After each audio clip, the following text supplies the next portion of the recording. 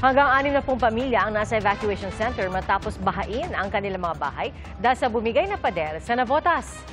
Saksi, si Joseph Moro.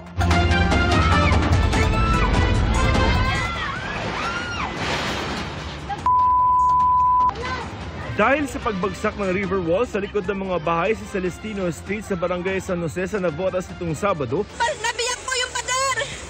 Tulungan niyo po kami! natangay ang mga bahay at gamit sa lakas ng pagragasa ng tubig. Tulungan niyo kami! Tulungan niyo kami! Tulong! Pati ilang residente inanod. Inagos po ako hanggang doon. Malakas po talaga. Pag-aagis po ng tubig, buti na lang po, is nakahawak ako sa pader. Dito po. Pagkahawak ko na yun, hinawakan ko yung anak ko agad.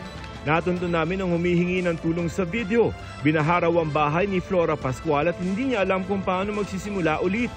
Sa totoo lang po, hanggang may trauma pa po ako. Ang mga pansamantalang remedyo naman sa sandbag gumuho kahapon, animoy tubig sa dam ang pagbuluwak ng tubig.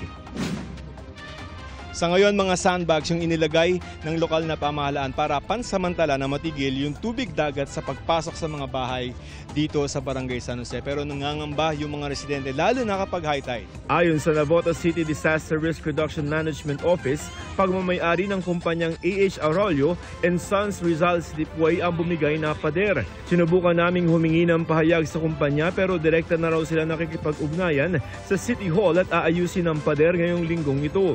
Kausap na po natin yung may-ari ng kumpanya ay papalitan nila yung pader po na yan. Kaya lang ngayon po kasi, syempre hindi naman matatapos ng isang araw po yan. Tama, opo. So, pag tataas na naman yung high tide, so kailangan may gawin tayong temporary na paraan. Ang gagawin lang naman ho dyan ay bubuhusan lang po nila ng semento. Ipe-permanente na ho nila yung bakod para po dito. Ayon sa CDRRMO, matagal na dapat kinumpuni ang pader. Unfortunately, kung titingnan nyo ho yung mga bahayan, parte na ho ng dingding nila yung wall eh. Para nakiusap na huwag mo nang gibayin kasi maapektuhan yung mga nakatira dito eh. Nahihirapan namang bumaba ang tubig sa ilog dahil nasira nitong Mayo ang Malabon Navotas floodgate. Ayon sa MMDA, magagawa na rin ito bukas. Kung naisasara po natin yon, yung tubig dagat po during high tide hindi makakapasok. Dinala sa evacuation center ang nasa 40 hanggang 60 na pamilyang apektado ng pagbaha. Nagbigay rin ng mga gamot kontra leptospirosis ang City Health Office. Para sa GMA Integrated News, ako si Joseph Morong, ang inyong saksi.